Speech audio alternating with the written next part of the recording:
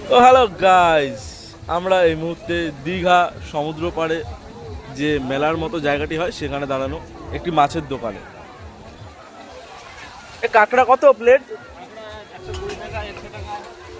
120 টাকা 100 টাকা। আর এটা কি মাছ? হ্যাঁ কত?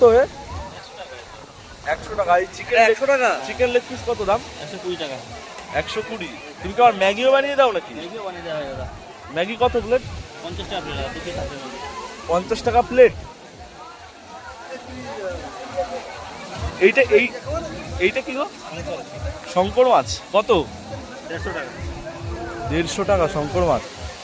আর এইগুলো কি আছে? এইটা এগুলো চিতল মাছ। বাবা, এ তো কালার নাকি? কালার দিয়ে তো পুরো লাল করে রাখছো।